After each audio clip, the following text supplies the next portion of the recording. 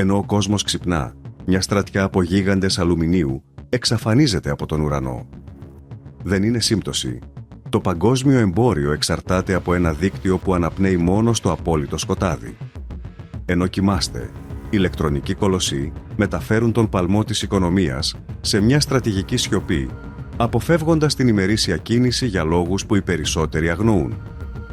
Δεν είναι μόνο εφοδιαστική, είναι μια μάχη ενάντια στη φυσική, τη ζέστη και τον χρόνο. Γιατί το σύστημα χρειάζεται τη νύχτα για να επιβιώσει. Η απάντηση θα σε αφήσει να κοιτάς τον ουρανό. Ξεκινάμε. Η αδύνατη υπόσχεση που άλλαξε τον κόσμο. Όλα ξεκινούν με μια απλή φράση που έχουμε εσωτερικεύσει μέχρι την κανονικότητα. Θα φτάσει αύριο. Αυτή η υπόσχεση, που σήμερα φαίνεται δικαίωμα, είναι ένα εφοδιαστικό θαύμα μόλις λίγων δεκαετιών. Στη δεκαετία του 70, η ταχύτητα του εμπορίου ήταν δεμένη με το πλοίο, το τρένο και το φορτηγό. Η ιδέα ότι ένα πακέτο θα διέσχιζε μια ήπειρο σε 12 ώρες ήταν επιστημονική φαντασία. Μέχρι που μια εταιρεία, η Federal Express, αποφάσισε ότι αυτή η φαντασία θα ήταν η επιχείρησή της. Κατάλαβαν ότι για να το πετύχουν δεν μπορούσαν απλώς να προσθέσουν πτήσεις σε ένα δίκτυο επιβατών.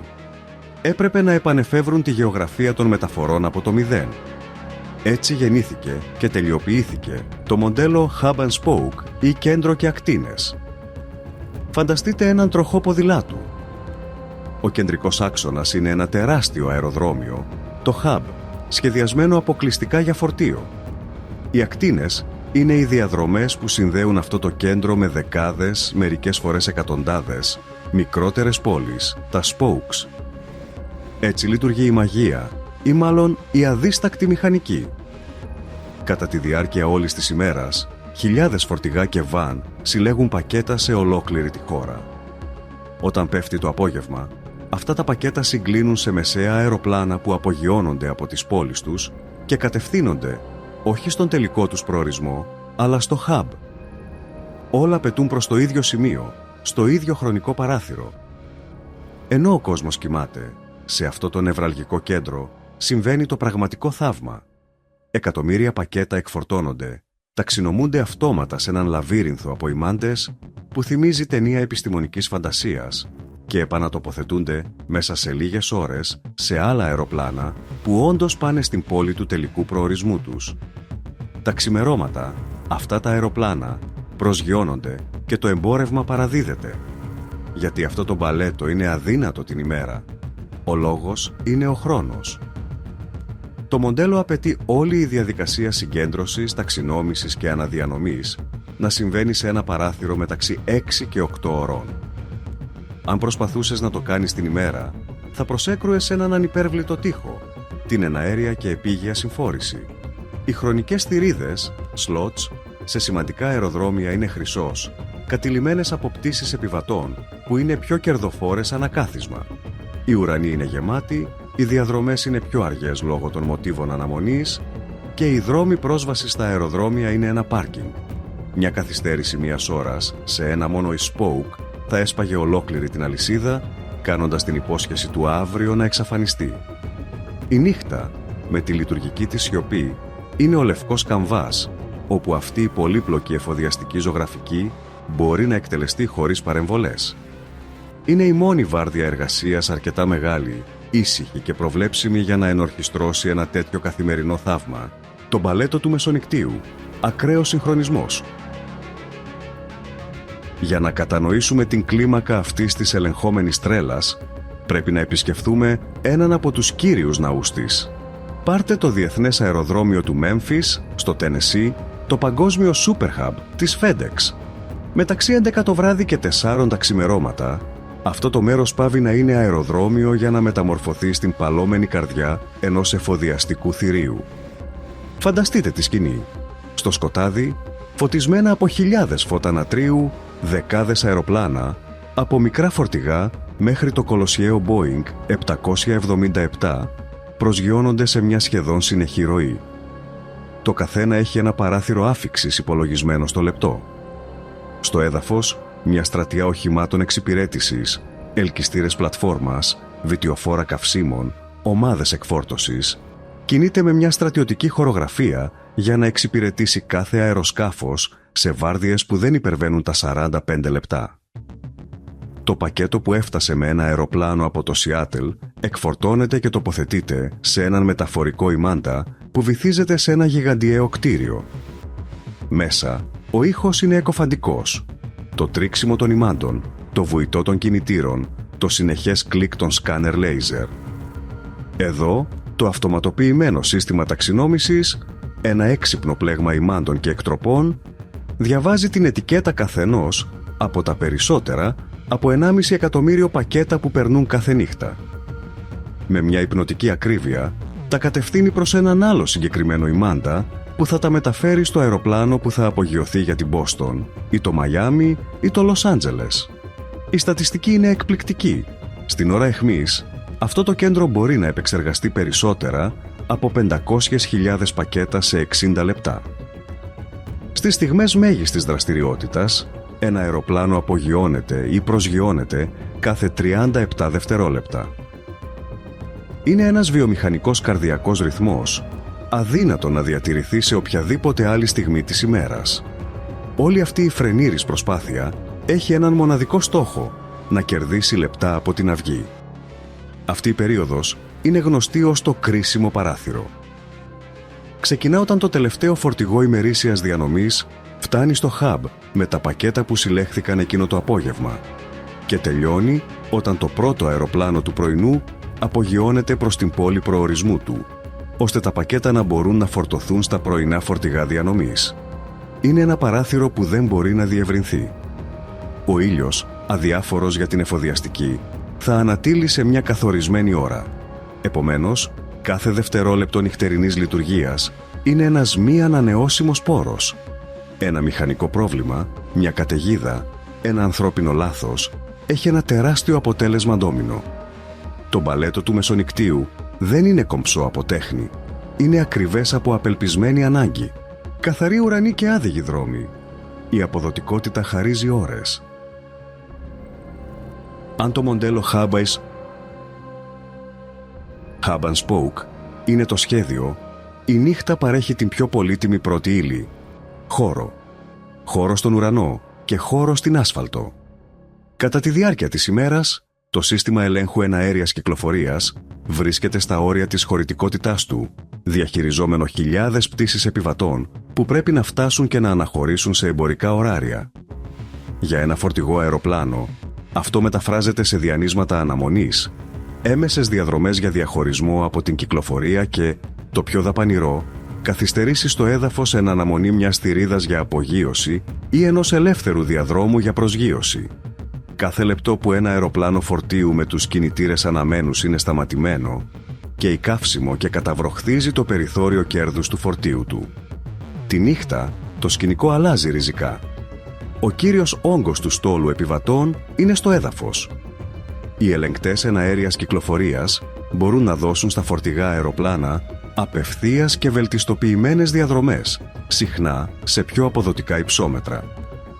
Οι πιλότοι σπάνια χρειάζεται να προφέρουν τη λέξη holding. Αυτή η εναέρια ρευστότητα δεν είναι πολυτέλεια. Είναι ένας πολλαπλασιαστής χωρητικότητας.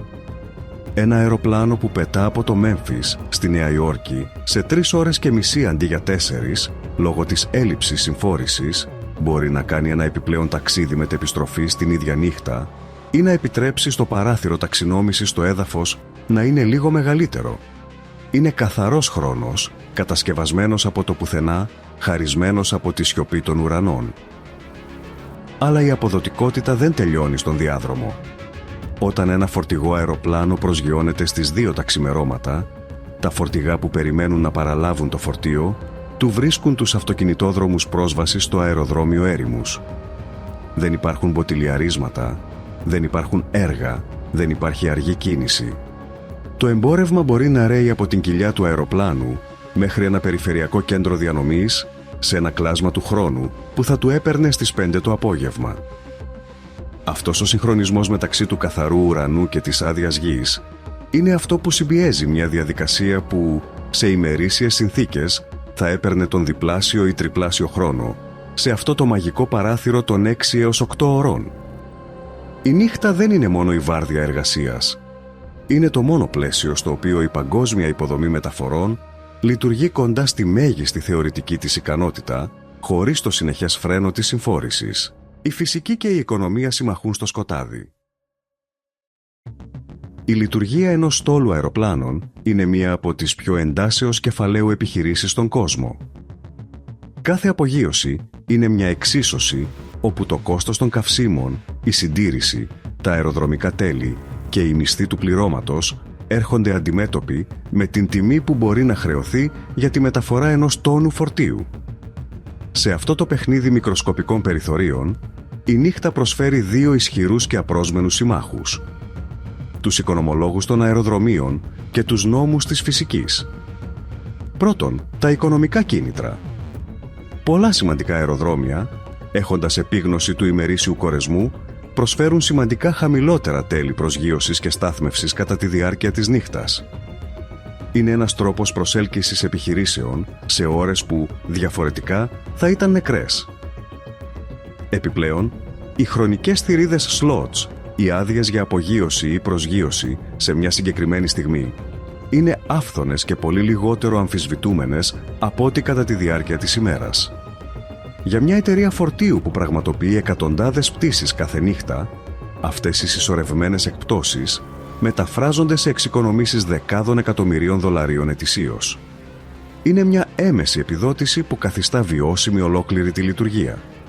Δεύτερον, δρά ένας σιωπηλός σύμμαχος: η νυχτερινή ατμόσφαιρα.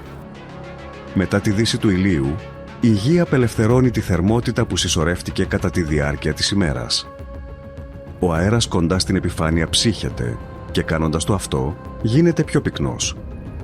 Για ένα αεροπλάνο, ο πυκνός αέρας είναι δώρο. Για τους κινητήρες, σημαίνει περισσότερο διαθέσιμο οξυγόνο ανά όγκο, γεγονός που μεταφράζεται σε πιο αποδοτική καύση και μεγαλύτερη όθηση. Για τα φτερά, σημαίνει περισσότερα μόρια αέρα πάνω στα οποία παράγεται άνοση. Το συνδυασμένο αποτέλεσμα είναι βαθύ.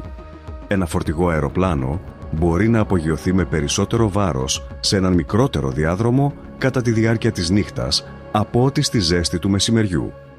Ή, αν μεταφέρει το ίδιο, θα το κάνει καταναλώνοντας λιγότερο καύσιμο. Σε αεροδρόμια με μικρούς διαδρόμους ή σε θερμά κλίματα, αυτό το φυσικό πλεονέκτημα είναι η διαφορά μεταξύ μιας βιώσιμης και μιας αδύνατης λειτουργίας.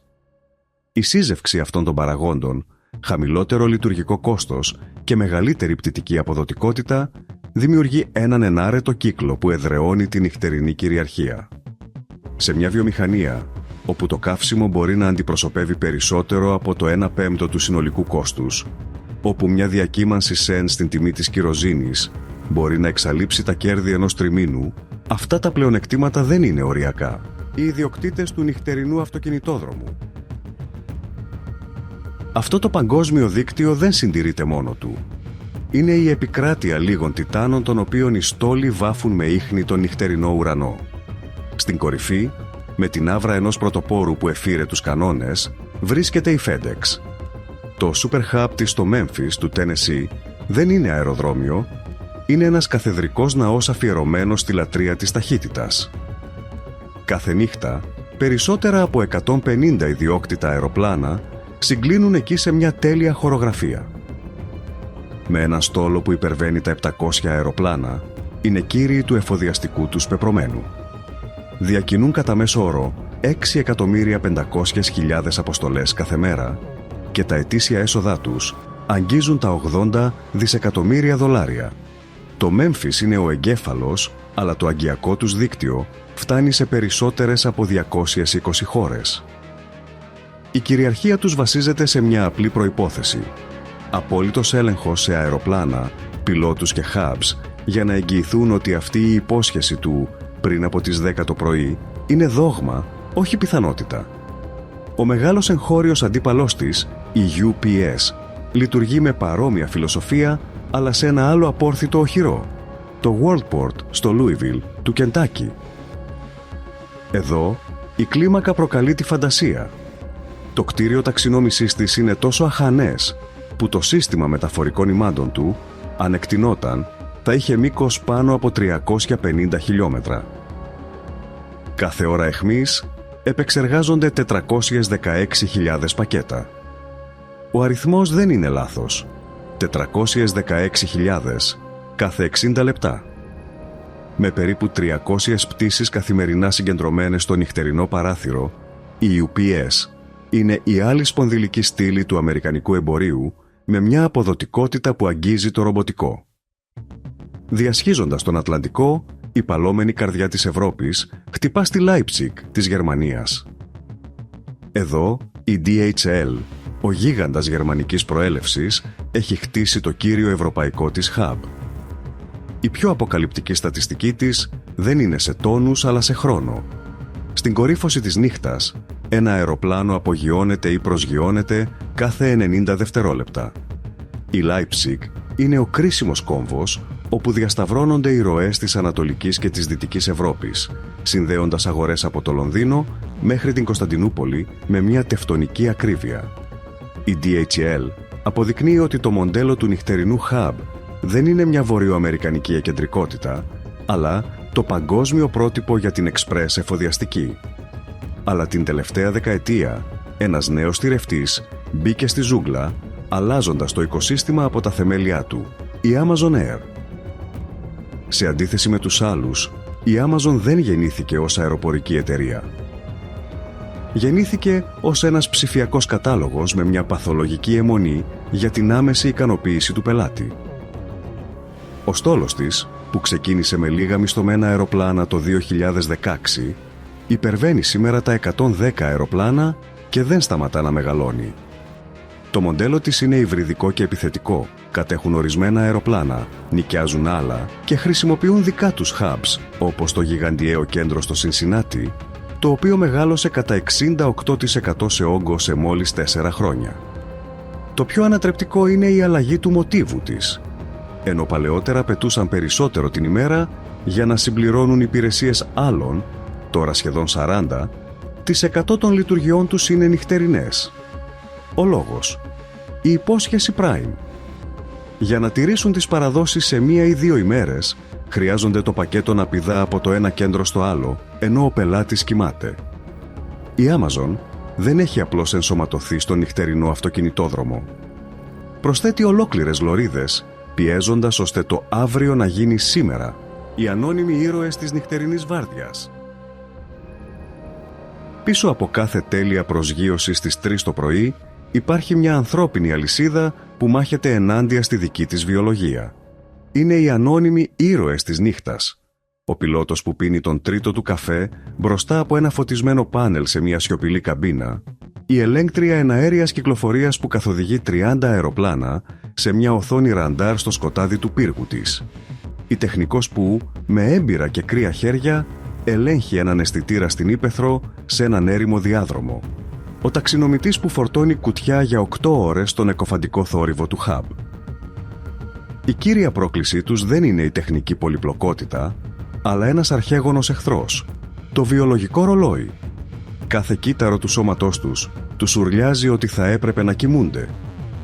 Η κόπωση σε αυτά τα περιβάλλοντα δεν είναι απλώς κούραση, είναι μια μετρήσιμη επιδείνωση των γνωστικών λειτουργιών. Οι μελέτες είναι κατηγορηματικές. Το ποσοστό των σοβαρών επιχειρησιακών λαθών αυξάνεται έως και 50% κατά τη διάρκεια των νυχτερινών βαρδιών σε σύγκριση με τις ημερήσιες. Σε συγκεκριμένα δεδομένα μπορούν να καταγραφούν έως και 9,5 κρίσιμα περιστατικά ανά 100 ώρες νυχτερινής πτήσης, έναντι 6,5 της ημέρας. Η βραχυπρόθεσμη μνήμη εξασθενεί, ο χρόνος αντίδρασης επιμικρύνεται και η ικανότητα λήψης σύνθετων αποφάσεων υποπίεση διαβρώνεται. Για να καταπολεμήσει αυτό το τέρας, η βιομηχανία έχει αναπτύξει μια επιστήμη της εγρήγορσης. Τα προγράμματα διαχείρισης κόπωσης είναι αυστηρά και βασίζονται στη φυσιολογία. Οι πιλότοι σε υπερατλαντικές πτήσεις μεγάλης διάρκειας έχουν καθορισμένους ελεγχόμενους ύπνους στην καμπίνα, όπου ο ένας ξεκουράζεται ενώ ο άλλος πετάει, ακολουθώντας χιλιομετρικά πρωτόκολλα. Στο έδαφος, οι βάρδιες είναι σχεδιασμένες με υποχρεωτικούς κύκλους ανάπαυσης και ενθαρρύνεται μια σχεδόν μοναστική υγιεινή ύπνου κατά τη διάρκεια της ημέρας. Εντελώς σκοτεινά δωμάτια, μηχανές λευκού θορύβου, αποφυγή του μπλε φωτός από τις οθόνες. Για τους εργαζόμενους των hubs, τα διαλύματα είναι συχνά και τα περιβάλλοντα φωτίζονται με φώτα που μιμούνται το ημερήσιο φάσμα για να ξεγελάσουν τον εγκέφαλο. Και ενώ αυτός ο νυχτερινός στρατός ξεκουράζεται τα ξημερώματα, ένα άλλο τάγμα παίρνει τη σκητάλη: η μηχανική και η τεχνική συντήρησης. Η μέρα τους ξεκινά όταν τα αεροπλάνα επιστρέφουν. Κατά τη διάρκεια των ωρών φωτός, αποσυναρμολογούν, επιθεωρούν, επισκευάζουν και πιστοποιούν κάθε εκατοστό του αεροσκάφους. Ένα Boeing 767 που μετέφερε 50 τόνους φορτίου από το Anchorage στο Σικάγκο χρειάζεται μια ενδελεχή επιθεώρηση πριν από την επόμενη αποστολή του στις 11 το βράδυ. Αυτός ο κύκλος 24 ωρών, όπου η νύχτα είναι για πτήση και η μέρα για θεραπεία, είναι ο συνεχής χτύπος που κρατά ζωντανό το δίκτυο. Χωρίς αυτούς τους ημερήσιους φύλακες, ο νυχτερινός στόλος θα σταματούσε μέσα σε λίγες μέρες, ο μυστικός χάρτης του παγκόσμιου φορτίου. Αν μπορούσαμε να δούμε τον πλανήτη με τα μάτια ενός αποστολέα φορτίου, δεν θα βλέπαμε χώρες, αλλά έναν αστερισμό φωτεινών σημείων συνδεδεμένων με χρυσές γραμμές έντονης κυκλοφορίας. Αυτοί είναι οι παγκόσμιοι εναέριοι αυτοκινητόδρομοι και η γεωγραφία τους υπαγορεύεται από την οικονομία, τη φυσική και την πολιτική. Η πιο πολυσύχναστη διαδρομή στον κόσμο είναι η εναέρια γέφυρα μεταξύ Ασίας και Βόρειας Αμερικής. Εδώ, η γεωγραφία επιβάλλει μια σχεδόν υποχρεωτική στάση: το Anchorage της Αλάσκα. Με την πρώτη ματιά είναι ένα απομακρυσμένο μέρος, αλλά στον χάρτη του μεγάλου κύκλου, η συντομότερη διαδρομή μεταξύ του Τόκιο και της Νέας Υόρκης περνά ακριβώς πάνω από την Αλάσκα. Το Anchorage έγινε το γιγαντιαίο βενζινάδικο του Βόρειου Ειρηνικού. Φορτηγά αεροπλάνα που απογειώνονται από τη Σανγκχάη ή το Χονγκ Κονγκ γεμίζουν καύσιμα μέχρι το όριο για το μακρύ ταξίδι, αλλά όχι αρκετά για να φτάσουν στο Σικάγκο χωρίς ανεφοδιασμό. Προσγειώνονται στο Anchorage τα μεσάνυχτα, γεμίζουν τις δεξαμενές τους σε 45 λεπτά και απογειώνονται ξανά. Είναι τόσο κρίσιμο που είναι το τέταρτο πιο πολυσύχναστο αεροδρόμιο φορτίου στον κόσμο, όχι για αυτό που μετακινεί, αλλά για αυτό που επιτρέπει να μετακινηθεί. Κατεβαίνοντας προς τον νότο, το Miami International είναι η πύλη των αισθήσεων και της βιασύνης. Η ειδικότητά του είναι τα ευπαθή προϊόντα υψηλής αξίας. Κάθε νύχτα, αεροπλάνα γεμάτα με λουλούδια από την Κολομβία, σπαράγγια από το Περού και τόνο από τον Ισημερινό προσγειώνονται στους διαδρόμους του. Αυτό το φορτίο δεν μπορεί να περιμένει. Κάθε ώρα μετράει πριν η φρεσκάδα και η αξία μαραθούν. Το Μαϊάμι τα ταξινομεί και τα αποστέλει πριν από την αυγή προς σούπερ μάρκετ και ανθοπολία σε όλες τις Ηνωμένες Πολιτείες και τον Καναδά. Στην Ευρώπη, η Leipzig της DHL και η Frankfurt της Lufthansa Cargo λειτουργούν ως η μεγάλη υπηρετική διανομής. Από εδώ, το εμπόρευμα φτάνει από την Ασία μέσω της πολικής διαδρομής ή από την Αμερική και ακτινοβολεί προς την υπόλοιπη Ήπειρο. Εν τω μεταξύ, στην Ασία, τον αδιαμφισβήτητο θρόνο κατέχει το Hong Kong International, για χρόνια το νούμερο 1 αεροδρόμιο φορτίου στον κόσμο σε χωρητικότητα, ακολουθούμενο στενά από το Σανγκάι Πουντόγκ. Αυτά τα λιμάνια είναι τα χωνιά από όπου περνάει η ηλεκτρονική παραγωγή του κόσμου, smartphones, chip, εξαρτήματα που τροφοδοτούν τις παγκόσμιες αλυσίδες συναρμολόγησης. Τα δεδομένα δεν ψεύδονται. Τα 20 πιο πολυσύχναστα αεροδρόμια φορτίου στον πλανήτη διαχειρίζονται σχεδόν το μισό του συνολικού παγκόσμιου όγκου. Αυτός ο χάρτης δεν είναι τυχαίος. Είναι το ψηφιακό αποτύπωμα της παγκοσμιοποίησης, ένα κυκλοφορικό σύστημα όπου το αίμα, το εμπόρευμα, πρέπει να φτάσει σε κάθε όργανο, την αγορά, σε χρόνο ρεκόρ και μόνο η νύχτα παρέχει την επαρκή αρτηριακή πίεση ώστε ο κύκλος να ολοκληρώνεται κάθε 24 ώρες. Ο πόλεμος του θορύβου, η σύγκρουση με την κοιμισμένη πόλη. Για κάθε άτομο που παραλαμβάνει ένα πακέτο εγκαίρως στα ξημερώματα, υπάρχει ένα άλλο, χιλιόμετρα μακριά από το αεροδρόμιο, που ξυπνά από τον μακρινό βρυχυθμό κάποιων κινητήρων τζετ. Αυτή είναι η αχίλιος πτέρνα της νυχτερινής εφοδιαστικής, η ηχορύπανση. Το πρόβλημα εντείνεται από τη φυσική του ήχου. Τη νύχτα, ο αέρας κοντά στο έδαφος είναι πιο κρύος, ενώ σε ένα ορισμένο ύψος μπορεί να είναι πιο ζεστός. Αυτή η θερμική αναστροφή λειτουργεί ως καπάκι που παγιδεύει και διοχετεύει τα ηχητικά κύματα, κάνοντάς τα να ταξιδεύουν πολύ πιο μακριά και με μεγαλύτερη ένταση από ό,τι κατά τη διάρκεια της ημέρας. Επιπλέον, ο θόρυβος βάθους του περιβάλλοντος είναι κοντά στο 0, χωρίς κυκλοφορία, χωρίς βιομηχανίες, χωρίς πλήθη. Σε αυτή τη σιωπή, ο πάταγος μιας απογείωσης στις 2 τα ξημερώματα δεν είναι ένας ακόμη ήχος. Είναι μια βίαιη εισβολή στον ύπνο χιλιάδων.